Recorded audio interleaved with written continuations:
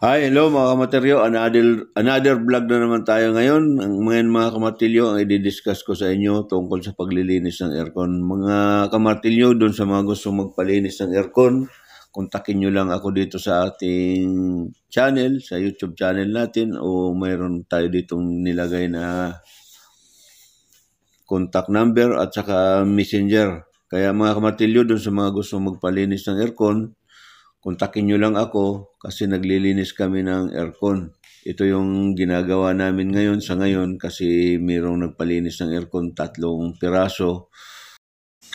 Kaya mga kamartilyo, sa gusto magpalinis, kontakin nyo lang yung YouTube channel ko. Mayroon akong messenger na nilagay doon. Kaya sa gusto lang magpalinis.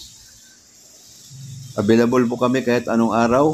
Kung gusto nyo magpalinis, pupuntahan po namin doon sa inyo. Hindi ko lang yung sasabihin yung presyo dahil alam mo naman marami tayong kalaban sa mga price kung paano maglinis. Kontakin nyo lang ako, pag-usapan na lang natin sa messenger kung magkano yung isang aircon. Dahil kung sasabihin ko dito, baka mas marami tayong makakalaban sa price ng aircon. Kaya doon sa gusto magpalinis, tawagan nyo lang sa messenger o i-chat nyo ako sa messenger para sabihin ko kung magkano ang isang aircon.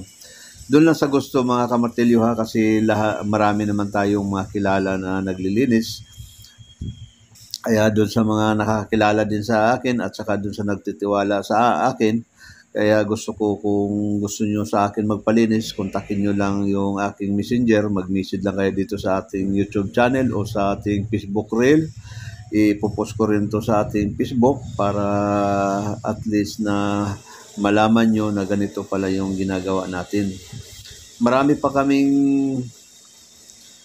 pwedeng gawin mga kamartilyo, pag-usapan natin. Hindi ko i-discuss dito kung ano yung ibang, kasi napapanood naman ninyo sa ating mga video kung ano pa yung ibang ginagawa natin. Kaya kung sino yung nakakapanood sa ating mga video, magtanong kayo doon, mag-message kayo doon kung ano yung mga gustong ipapagawa nyo kasi marami tayong ginagawa mga kamartilyo. Lahat sa gusto nyo ipapagawa, gagawin natin, renovation man o structural o mga bagong bahay na pinapali-out nyo.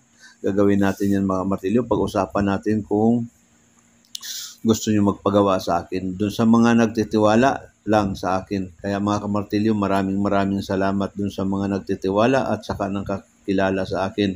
Maraming salamat. At hanggang dito na lang yung aking video at maraming salamat. Bye-bye.